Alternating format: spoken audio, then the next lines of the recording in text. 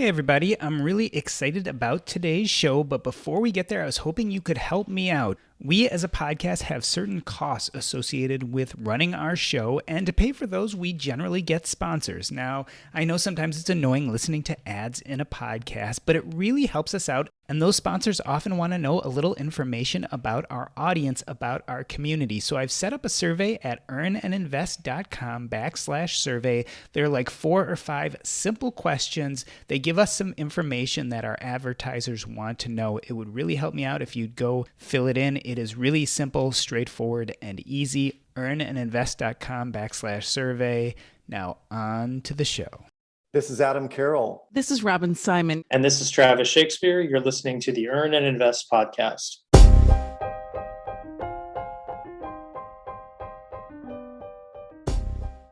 The name of the documentary was MD, The Making of a Doctor. I must have been in medical school, and I watched it on public television, and I was enthralled. It followed the story of 7 or 8 doctors starting from first-year medical students and traveling with them all the way through residency. I specifically remember one of the medical students. She was seeing a patient before he went into surgery, and then it was her first operation she was sitting in on, and the patient died.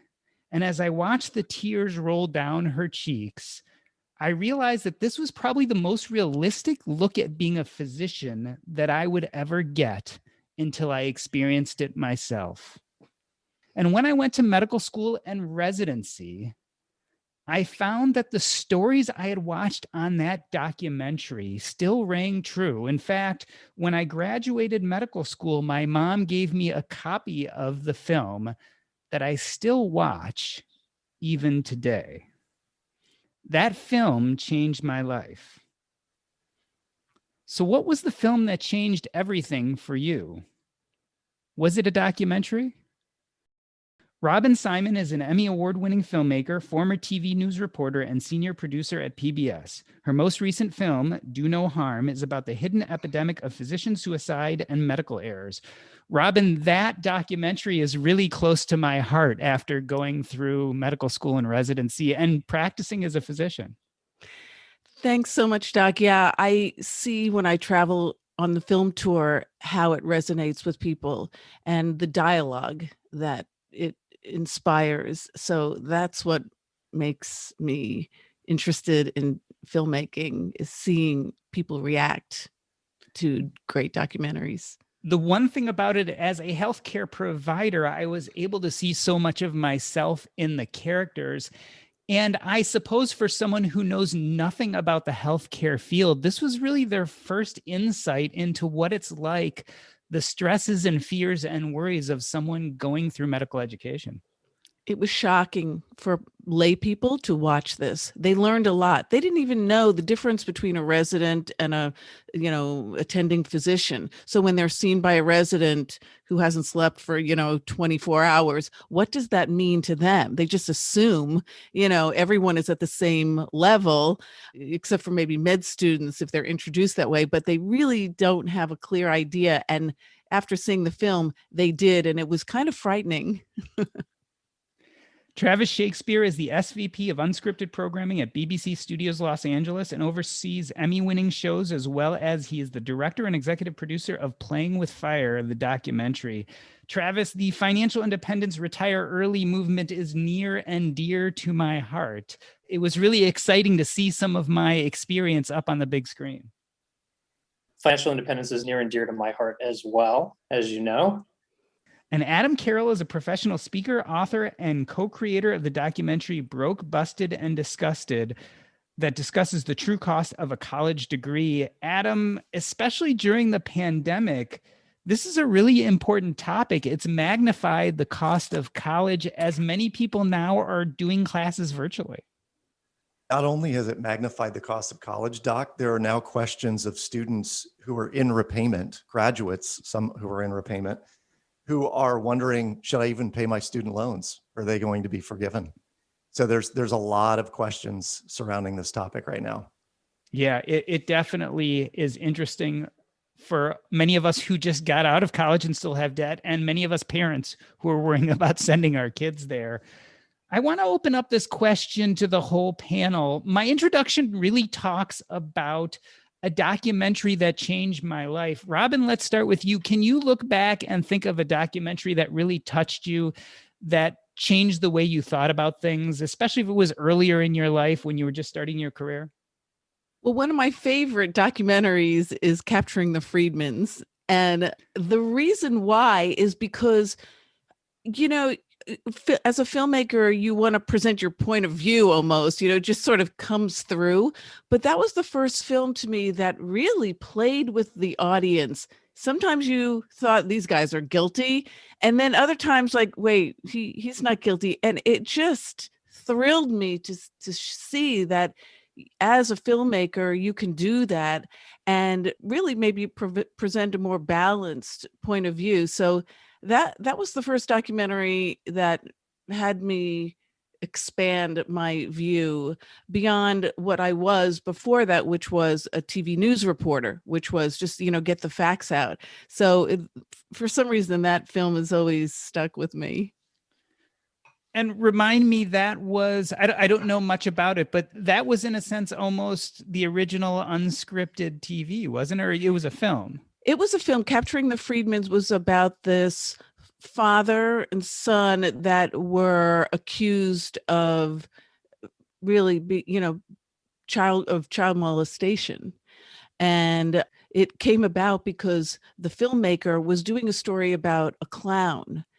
And the clown was one of the boys. And he started telling this filmmaker how he had all this family footage from when they were locked down in their home while the press and everything was going on outside.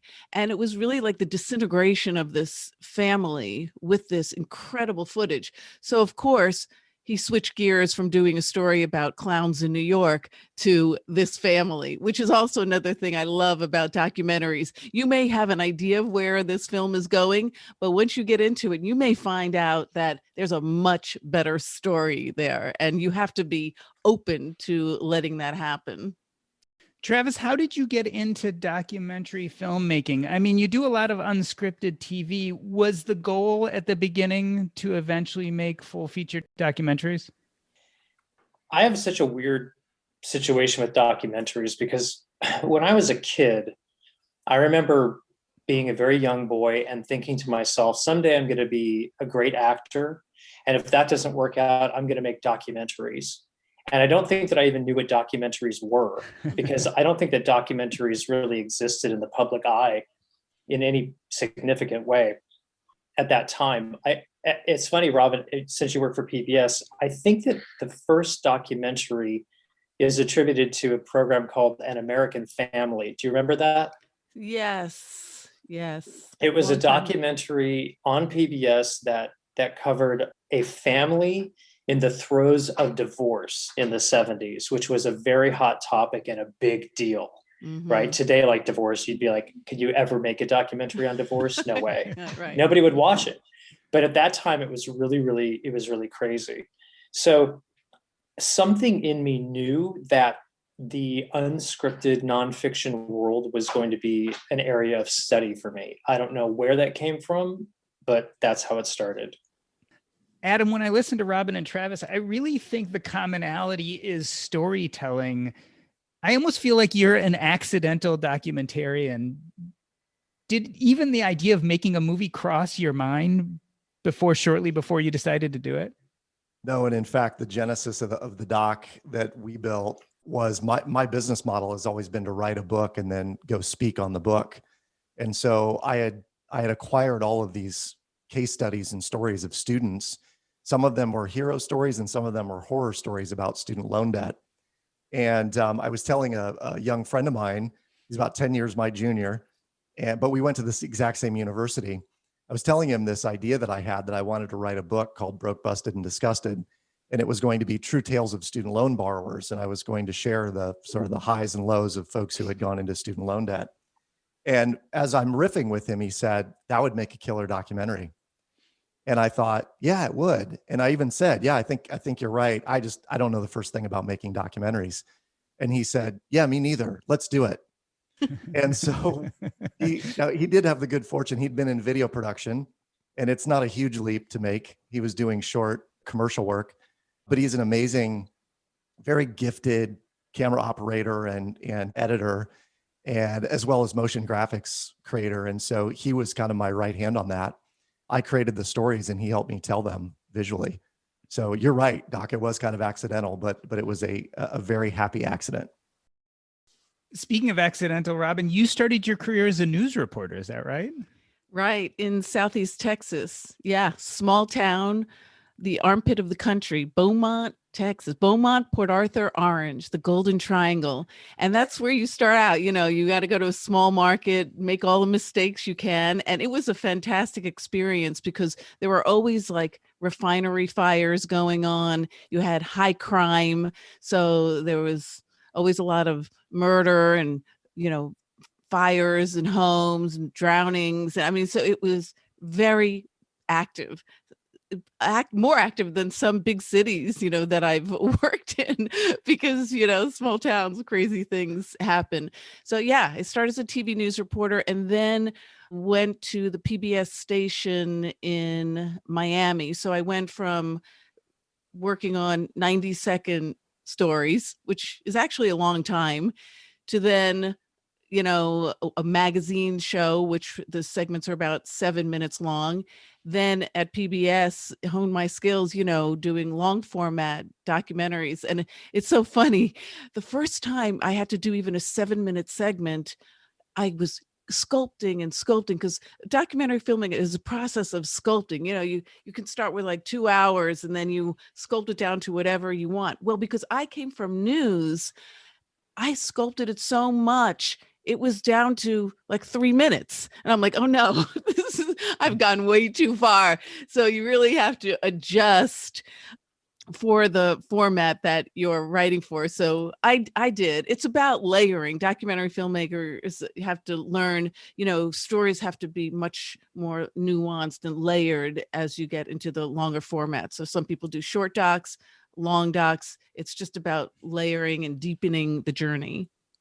Travis, as Robyn talks about the process of documentary filmmaking, she also mentioned before this idea that sometimes when you start a movie, you never know actually where you're going to end. And it begs a certain question: how much of documentary filmmaking is about the subject per se, and how much is it more a reflection of the filmmaker? Well, that's a deep question. Every artist is, I would say, a reflection of his or her product in some way. I don't think that you can separate the two, because you're basically, when you choose a subject to investigate, as you know, as a podcaster, you sort of become married to the thing that you're investigating. And the artist is shaped by the experience in the same way that the artist shapes the experience. It appears to me that it's much more of a give and take than maybe your traditional audience would expect, because it seems to me, after watching all of your documentaries and knowing a little bit about you, that a good deal of the filmmaker bleeds into the film itself. And I think that's a good thing, right? Because you come at these topics with a perspective. Thinking of Robyn and your perspective of finding out about the medical students who committed suicide in New York and how that kind of urged you to look into this topic further. You had a very distinct perspective that you came at the topic with. Adam, let's talk about that perspective. You've spent your time teaching people through books and public speaking. Tell me how it's different getting the message across with a documentary. Is it more or less effective? I would say it was more effective, and there's a good reason for it, Doc. My business model previously, as I mentioned, was going out and speaking on college campuses. And in the middle of making the documentary, I attempted to be as neutral as possible in my question asking, and I was the interviewer in the doc for the most part. But what I realized was that I'm going to have a hard time going out and selling this into college campuses. because the very message that I'm delivering is that there's a lot of students who have kind of ruined their financial lives by going down this path. Luckily for me, I had some very forward-thinking colleges and universities that still accepted the film with open arms and said, we desperately want our students to understand this and not get in over their head. And at the same time, there were some that said, you'll never set foot on this campus again as a speaker, as an educator. And I had to be willing to say, that's fine. This is a story that still needs to be told. And I knew that the message itself would find the audience. And coincidentally, it found it in the high school market.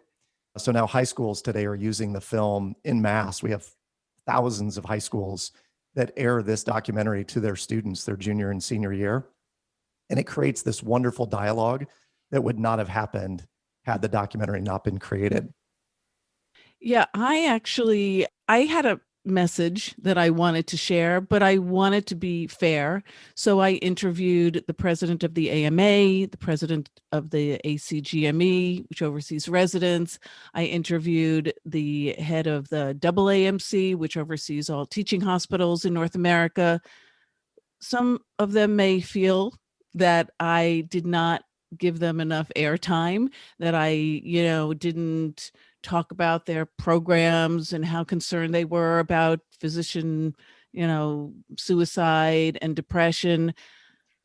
Maybe I should have added a little bit more about what they were doing, and when it was finished, I didn't know if any hospital or any medical school would ever show this film, because like you, Adam, the message is, this is a toxic, broken culture, and residents are dying, students are dying, physicians are dying, and no one really cares that much to do anything about it.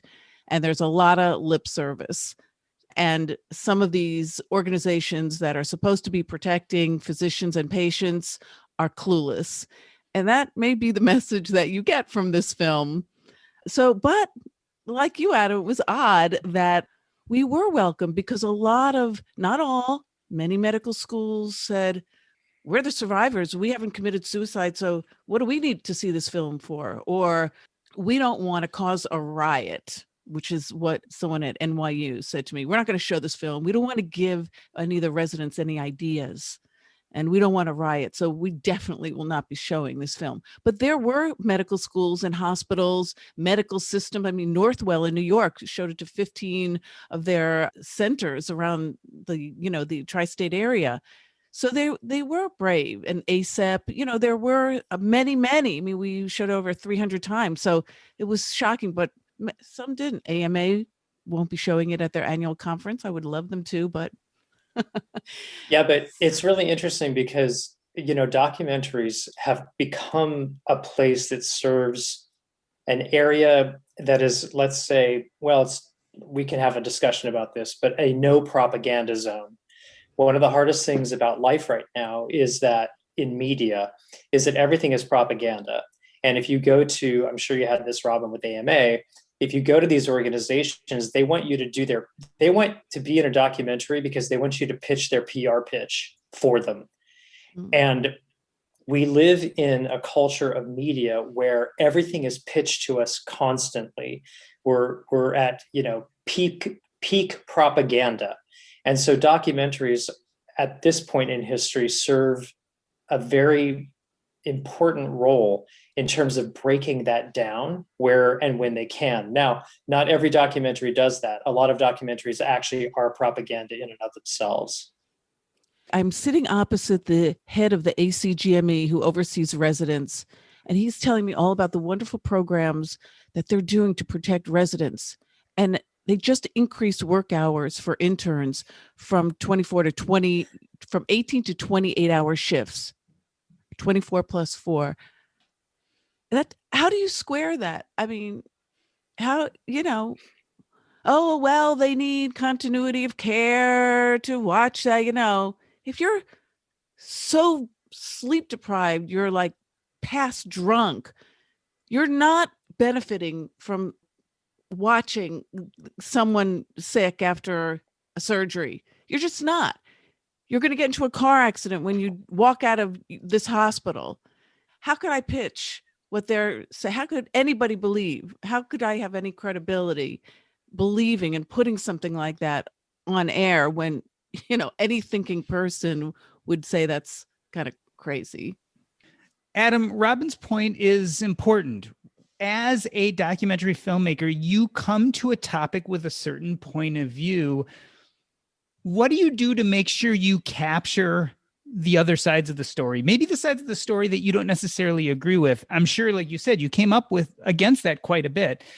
You had a very specific view about debt and how we were funding our college and university system. Obviously, people within that system didn't necessarily agree. How did you know how much space and time to give them? It's an astute question. We wrestled with this big time, Doc. I mean, we had a number of folks from the college and university market that would say, we're not the bad guy. The bad guy is X, Y, and Z. It's the fact that when students demand internet and they all want to stream Netflix on campus, imagine the bandwidth costs of doing that to a university. And then they'd say, we're just competing to get enrollment. And so to compete to get enrollment, we have to make our dorms nicer. And that means, we've got granite countertops in the student apartments, and they've got stainless steel appliances. And I mean, some of these places have designed environments that the students can't help but not want to go there. And we had some folks that we interviewed that said, it's not the school's fault. It's the parents' fault. It's the society's fault because we demand a degree. And so you have all of these competing storylines and who's at fault and fingers pointing one way and the other, that we had to kind of land on what is the center of this issue. And what we landed on was that overall government support of state universities has decreased to the extent that, like, state universities in California were once 80 or 90% funded. Now they're 8% funded. So when you talk about, UC San Diego or UC Santa Barbara, is it really a state university when 8% of their budget comes from the state? The rest is all tuition driven. And so this has created a massive shift because the onus is now on the students and the parents to borrow money to fund school. A much larger issue here is that we have made university education a huge priority societally, but not governmentally. We're not helping to pay for that. That's all on the individual families, essentially. So back to your question, it was really challenging for us to narrow down what was the point we were going after. And even in doing that, we had a lot of people say, you missed the ball, man. It was this, it was this, it was this. And we said, it could only be a 48-minute doc or a 52-minute doc. Like we were trying to get broadcast length, or we were trying to get it used in schools. It could have been an hour and a half. We just didn't believe we had the time. Travis, I'm looking at your films, Playing with Fire, which introduces the financial independence, retire early community, Robyn, Do No Harm, which talks about the epidemic of physician suicide, and Adam, Broke, Busted, and Disgusted, which talks about the problems with our college debt system. Travis, these are societal issues. Is the purpose of documentaries social and legislative change? I mean, is that why you as a filmmaker make these films? No, that is not the purpose of documentary filmmaking. In fact, when you go back to An American Family, or you had asked about the documentaries that inspired us, the one that probably got me really going was Grey Gardens, which was a really amazing film out of the 70s that covered distant relatives of the Kennedy family. That was a character study. And like everything in media, things are in vogue in one period and things are not in vogue in another period. We happen to live in a very, as you know, polarized society. And the money flows into documentaries now on polarizing issues. Again, to go back to the fact that, back in the old days when 60 Minutes was, for example, like the thing that everybody watched on Sunday night, that was a place for exposés to happen that would inform and educate the population. Today, that's, who watches 60 Minutes? I mean, probably the people listening to this podcast, the majority of them don't even know what 60 Minutes is. But so now they look to documentaries for that educational stance. And for better or for worse, documentaries are a political, let's say, they can spearhead and accentuate issues that and bring them to public knowledge. If you look at, for example, An Inconvenient Truth, the Al Gore documentary from 2000 about global warming and climate change, that was a huge call to action that actually probably helped elect certain presidents over the 2000s. Yeah, I think it depends on what the documentary is. Is it about a character like Gloria Vanderbilt, or is it an issues-oriented film? So if it's just a character, you're just, opening a world for an audience into a personality. But if it's an issues-oriented documentary, the objective could be threefold. One, create awareness. Two, open a dialogue within the community and among the public at large. And three, yes, advocacy to change the culture. Certainly with Do No Harm, we wanted to hit all three. Open a dialogue for sure, create awareness, especially among, lay people outside of the medical community.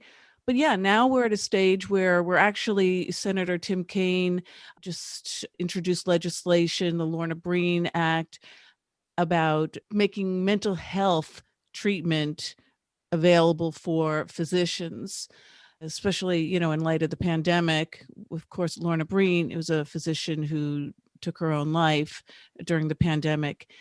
So we are, supporting that legislation, and we want to make this film available for free to every lawmaker so they have an understanding of what this is about, so they can support this legislation. So yeah, it's an important role in society, I think, that we have to play if it's an issues-oriented film. But I also think, if I just could say that, in my opinion, like, documentaries have gone too far into issues, and I don't think it's as interesting. One of the other documentaries that I co-produced was a film about Elaine Stritch, who was a very famous Broadway actress, and also the star of a very famous documentary, which was the behind-the-scenes filming of a musical called Company, which was a Stephen Sondheim film that also was just an amazing piece of work. Nowadays, and I know this from working in TV as well, like, everything's either issues driven or true crime. That's really where the money flows. It's very hard to get documentaries that are not issues based made at this juncture. Adam, as I'm listening to this conversation, I'm trying to parse in my head how we separate the difference from documentary with, I think, its educational function, and then just bald propaganda and politics. Most of us have heard of or seen the quote unquote documentary Plandemic, right? It came out during the pandemic. It was panned as untruthful. There was a lot of controversy surrounding it. Are things like Plandemic doing documentaries an injustice? I mean, how do we kind of separate which is informative, important, educational versus something that might just be propaganda? Yeah, great question. The answer that I have to that, Doc, honestly, is that one of the things that we have to do as a society in general is be willing to question and have great discernment about what is real and what is propaganda.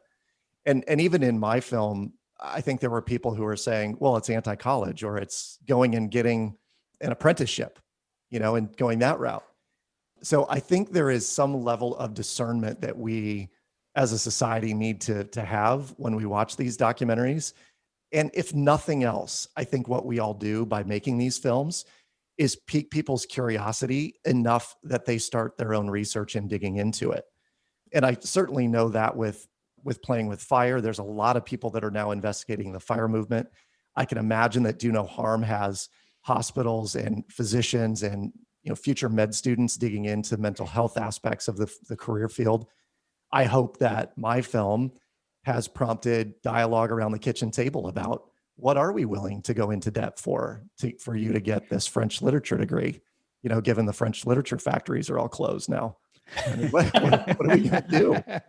So I want discernment, and I hope that the docs that we all create build some level of discernment and curiosity in our audiences.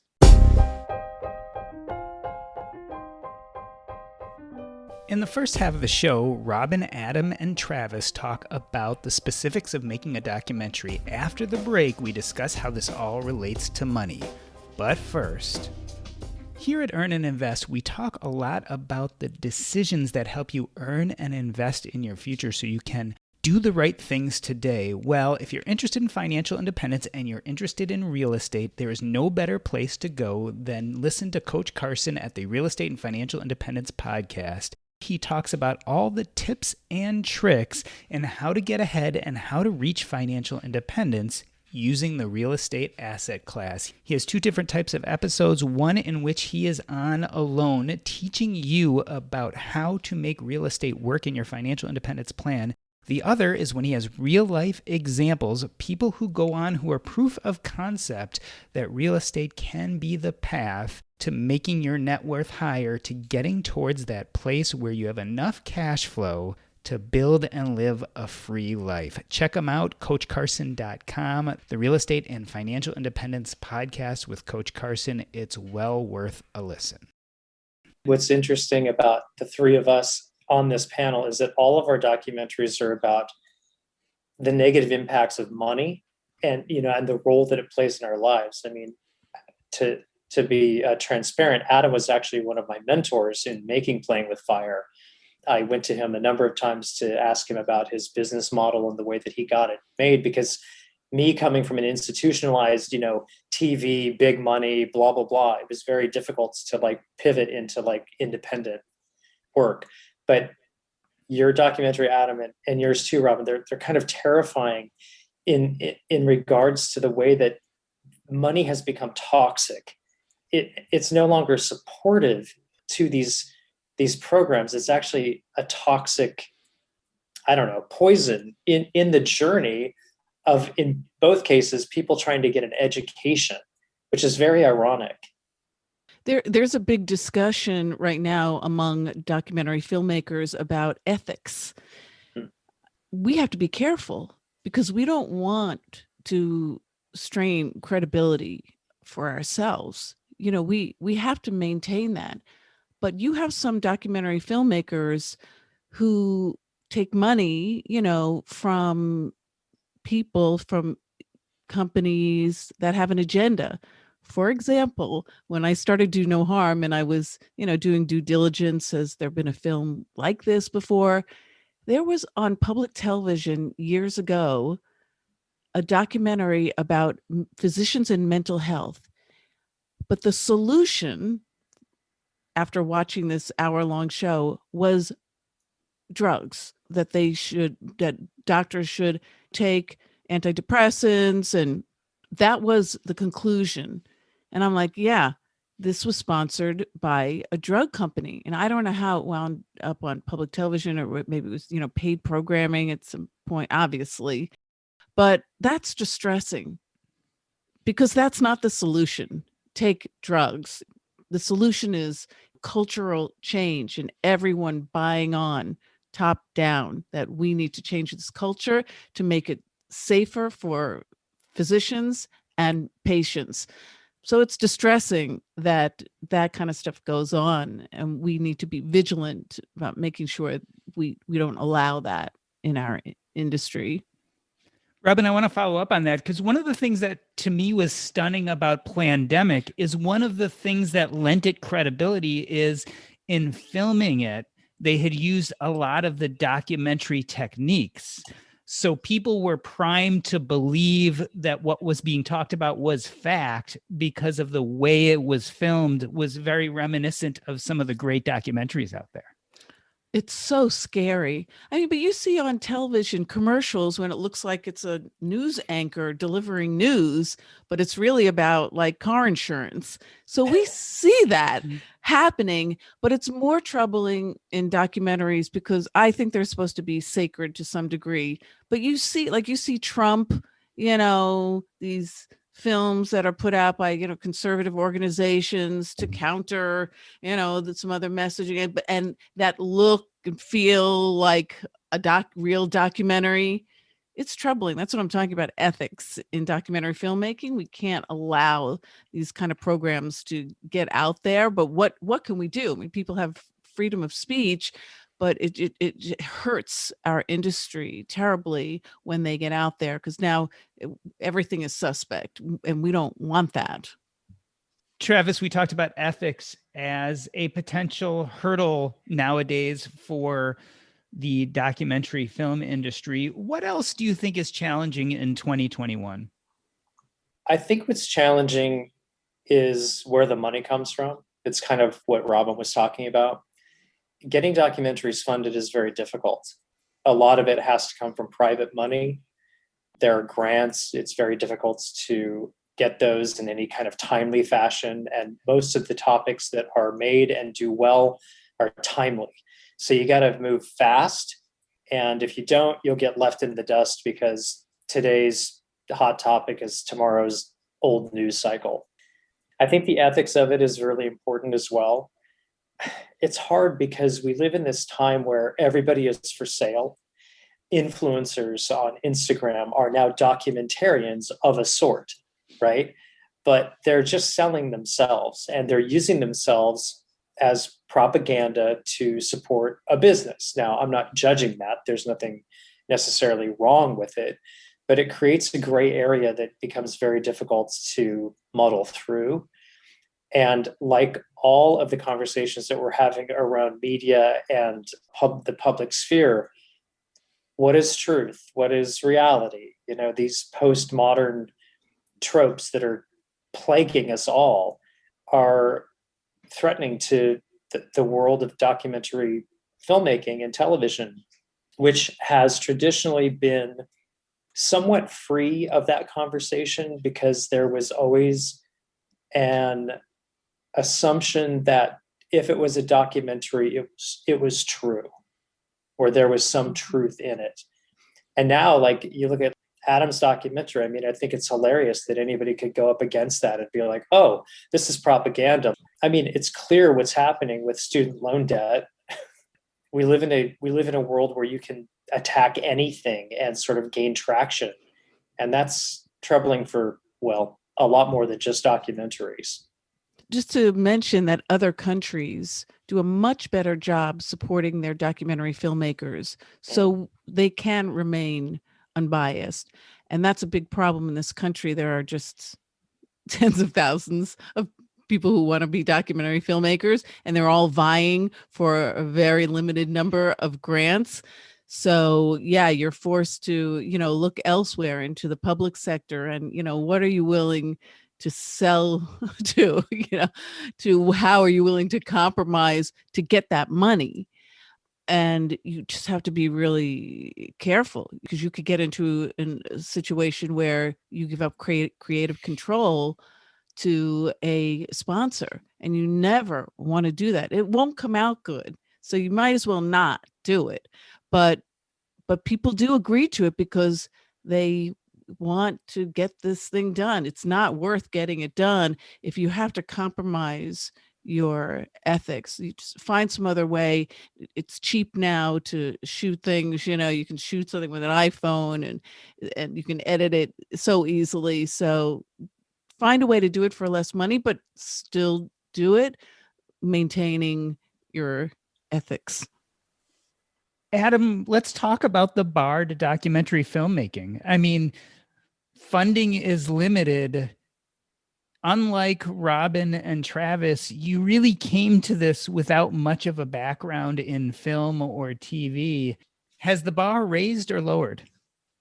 Well, I think for my benefit, it's been lowered,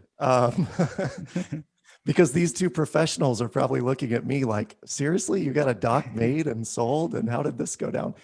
I think it's been lowered, but I appreciate the fact that it's been lowered. And I also think that there is this cadre of really talented documentarians that can become the mentor pool for young documentary filmmakers. And case in point, I had gotten an email from, she was like a dean of a particular college at a school in the Midwest. And she said, I watched your film. It was a brilliant piece of work. I'm really concerned for the future of my students. but I'm also really concerned for my son, who is a documentary film student at USC. And all he wants to do is make documentaries, but he's going to come out owing $120,000 in student loans. And so he's afraid he'll never be able to pursue documentary filmmaking. What advice would you give? And candidly, the advice that I was going to give was drop out of USC Film School and go create a documentary. I mean, why do you need someone to teach you how to tell a story? And I'm sure there's lots of technicality and all the stuff that they teach, but I didn't know that. We learned it by hook and by crook. It was like we were watching the pieces of work on Documentary Now and just witnessing, how did they shoot? What did they shoot? What was the style? What does the audio sound like? What was the music editing? And we kind of just dissected. I say we, it was my partner and I on the project, but we dissected what we liked about certain documentaries. And I think it made ours more effective. So in answer to your question, Doc, the bar has definitely been lowered. But I also think if you're going to be a documentary filmmaker, treat it like you're pursuing mastery in it. Don't make a crappy piece of work, though you can, as Robyn astutely stated, you can shoot all this on an iPhone. You can edit it on iMovie and probably release it.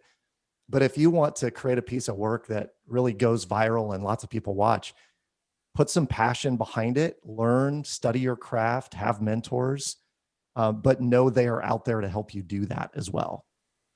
Travis, I'm wondering what you think about what Adam just said. I mean, is making a documentary something you learn by getting the right degrees and going to the right schooling, or is it more experience, knowledge, and passion? No, you don't need a degree at all. I would also argue not to get a film degree. They're very expensive and they're not necessary. I don't know if you guys know Masterclass, the sort of online teaching portal. Werner Herzog has a really fun masterclass. For those of you who do not know who Herzog is, he's one of the great masters of documentary filmmaking from the 20th and the 21st centuries. He vehemently argues, like, just go make a film. He's like, you don't need $500,000. All you need is your iPhone, a decent microphone, and a vision, and just go do it and go practice. The one thing that I will say that is extremely important, and Adam probably undersells himself in this regard, is an understanding of the rules of storytelling. You can acquire this from watching movies. You can acquire this from reading books, from going to plays.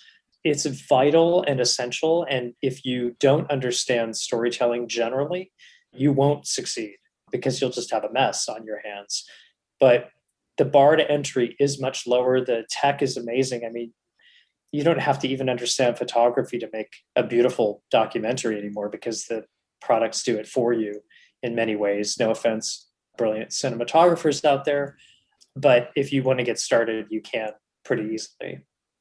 Robyn, is storytelling the main ingredient? It really is. I mean, for me, the progression going from being a TV news reporter, just understanding story was a good progression from news to magazine format to, long form. And through that, I learned structure. So you need to learn the language or else you're going to seem unprofessional and you won't really know how to communicate effectively with the people around you. But storytelling is the best. And some people are naturally gifted at it, but most people are not. And I've had situations where desperate, wannabe filmmakers have just like dumped a hard drive and say, please help me fix this. I went out on the road and I shot all these interviews, but I don't know how to put it together. Yeah, you don't know what the story is. And they just think going out on the road and shooting all the stuff, it's somehow miraculously going to turn into a film that has a journey. And it doesn't work that way unless you know what you're doing. And it's better if you go into it, even though things change, which is a great thing about journalism and documentary filmmaking in general. But at least you go in having a sense of beginning, middle, and what the many layers could be, what the different points of view you want to bring out. You just have to go in with some knowledge, or else you're going to have a lot of pickup shots and they may not even make sense. So yeah, storytelling, structure, knowing the language. Well, Robyn, Adam, and Travis, I wanted to thank you guys for coming on. As I said in the introduction, this documentary about becoming a doctor shaped my life. And as we enter 2021 with all the streaming services available, et cetera, when I'm on Netflix or Hulu, when the whole family is getting together, we end up in the documentary section. And it is the place where certainly Americans, if not the world, are going to entertain, but also to educate and motivate. This is where social movements start. It's also where we learn about lives that don't look like ours. I can't think of a better way to spend your time than to watching a good documentary. So thank you guys for coming on today. I want to end this episode the way I end every episode, by asking you what you are working on currently. And if people want to know more, where can they find you on the internet? Let's start with you, Robyn. What are you working on currently? Well, interesting you should ask, because during quarantine, I wrote a screenplay, completely fiction, and it's being optioned by a big production company with me attached to direct. So that'll be very interesting. And Do No Harm is still continuing, doing virtual screenings and panel discussions all around the country. So it's donoharmfilm.com. There's a link there to Amazon, or watch it on Vimeo with panel discussions that are on the website. So the film tour continues, and just exploring other things, but Do No Harm and documentary filmmaking is really my heart. And Adam, what are you working on currently, and where can people find you if they want to learn more? Well, I had the good fortune, Doc, of doing a TEDx talk at the London Business School in 2015, and it ended up going viral. It has just shy of 6 million views on YouTube and TED.com. And I'm writing a book based on that talk. So the book is titled exactly as the TED Talk is, which is When Money Isn't Real, the $10,000 Experiment. And the subtitle of the book is How to Raise Kids That Are Financially Savvy in a World Where Money is Abstract. And so I believe that the continuation of my work from the documentary is really teaching parents how to raise their kids well, that they understand money and they make really savvy financial decisions between 18 and 25 or 18 and 30, so they can achieve FIRE, and then they can go watch Travis's documentary and be super inspired by it and live that world. People can find me at adamcarroll.info. So if you want info on Adam Carroll, adamcarroll.info has all my stuff. And Travis Shakespeare, where can we find you, and tell us what you're working on currently? Wow, I'm really excited about you guys' projects. My next project is actually inspired by another documentary that was very impactful for my life, and also on documentaries in general. It was a documentary called Paris is Burning. It was about the ball culture in New York City, the precursor to what you see now on Pose with the drag queens and so on. So there was a very famous character that appeared in that documentary that I have now optioned a musical about her life, a fictional account of her life. So I'm working now to either do this as a limited series and or a Broadway musical. I had started down the path of moving it to Broadway at the beginning of the pandemic, and now Broadway is completely destroyed until further notice. So we're looking at doing a limited series. And in terms of where people can find me now, I'm at travisshakespeare.com.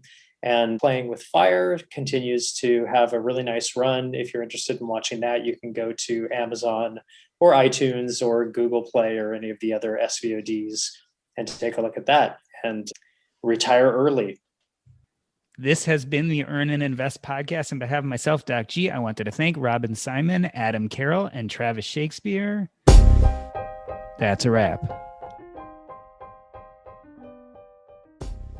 It is time again for the community segment of the Earn and Invest podcast. Just a reminder, if you are enjoying the conversations that we're having every Monday and Thursday on the Earn and Invest podcast, you can also check us out on the Facebook page. This is a place where we come together as a group to talk about personal finance, finance in general, the economy, you name it. Check us out at earnandinvest.com/Facebook. Again, that's earnandinvest.com/Facebook.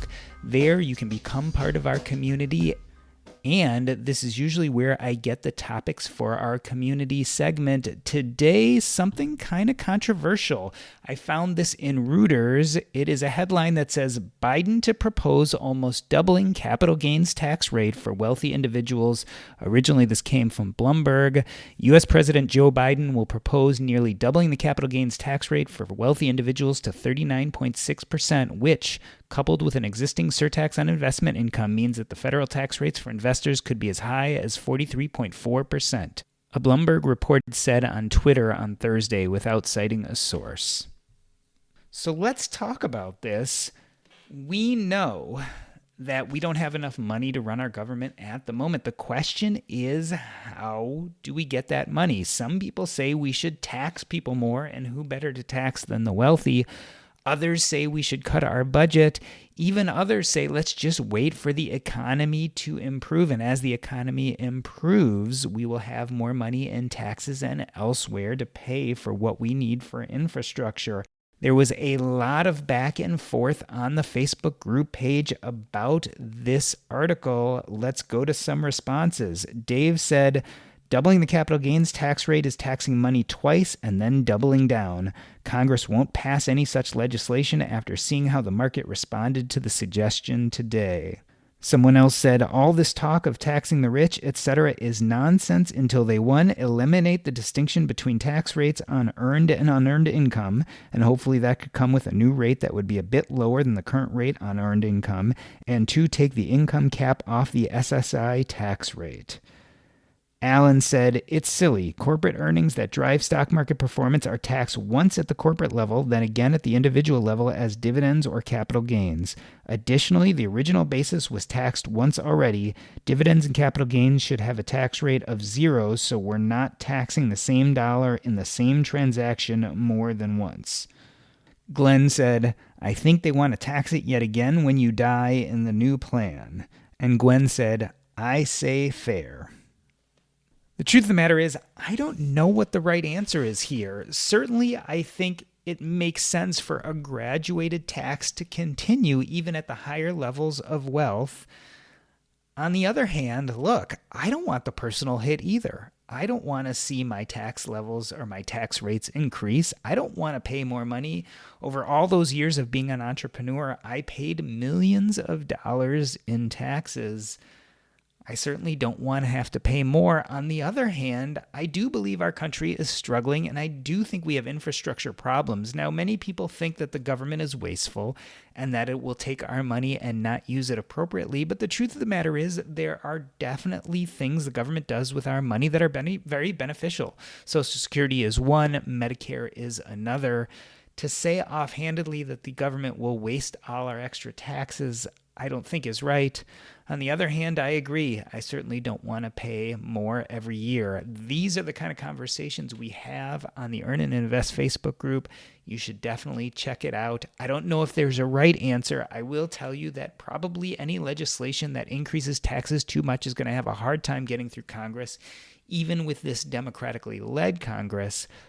But at some point, I suspect taxes are going to raise.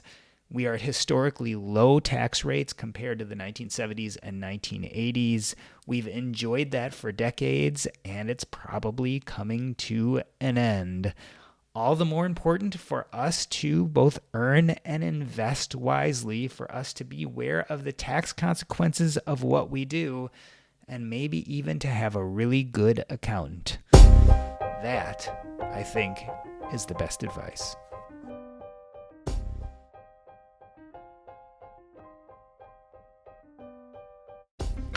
Awesome. That was a lot of fun. I really enjoyed great. That was Thank awesome. you. Robyn, what's the genre and topic of your screenplay? Oh my God. It's a horror thriller film called The Seventh Chakra. Nice. I don't know how it was it takes place at a yoga retreat in social media moguls, like the world's Wow. richest social media moguls. So yeah. Someone said to me, you got to write a horror film that's easy to sell. I'm like, all right, I spent a lot of time in India, at a yoga retreat. I got this great footage. She said, yeah, I edited a Rip-O-Matic reel, which I didn't even know what it was. I said, yeah, I got all this great stuff. And it just she loved the reel that I edited. And she goes, okay, well, send me the synopsis. And I didn't have a synopsis. I didn't even have a story. And so each step, she's like, okay, this is a great synopsis. Send me the script. And I'm like, I don't have a script. You're like, okay, I'll get you one of those. It's like in reverse, usually like you write a screenplay, then you write the synopsis and you maybe put together a little demo reel. Well, I did it like in reverse. So that's cool. But I'm also doing a scripted limited series. I won that script pipeline contest for a series called Doc Hawk, based on one of the characters of Do No Harm, like a fictional version of medical school. Interesting. Yeah, I didn't mention it. So your documentary, Do No Harm, also was very impactful, just in the sense that I could emotionally connect so much to the characters. It's a real weird thing becoming a doctor. So these documentaries that actually get into the nitty and gritty of it really mean a lot, I think, to a lot of the docs out there practicing. Thank you. Yeah. I could have done like 2 hours. There's so much more, the PHPs and like just it's very complex. But yeah, at least it's a window into their world that people don't understand. And yeah, it makes them feel validated. And when we did crowdfunding for it, and all the doctors came out, we were able to raise like, $300,000 for the film, because doctors said, yeah, please tell our story. Yeah, no one's all three really of you use crowdfunding, right? I mean, Yeah. is everyone doing that nowadays? Is it like, I'm making a documentary, let's crowdfund? Yeah. Or I hate Kind to. of. I try You not have to. I love it. Robyn's like, I hate to, I try not to. Travis like, you got to do it. It works though. I mean, look at how much you got. Like that's amazing. We raised over 100,000 for ours as well. And I know, Adam, also- you started with crowdfunding. And I was low man on the totem pole in this panel. I think we raised $67,000 in 45 days. Still pretty good. 450 Yeah. backers, and Yeah, given the fact that no one knew you in that genre, right? So I'm not the guy who makes films, right? So, Yeah. I always look at it, maybe an interesting topic for another podcast at some point, but I always maintain that we all build social capital within our networks. And for me, it was always just giving back to a lot of people. And I have this theory I teach college students about the Power 100 list. These are the 100 people in your life that like, love, and respect you. And they're the folks that would likely help you move, or if you needed something, they'd give you an intro, or if you needed money, they'd give you money.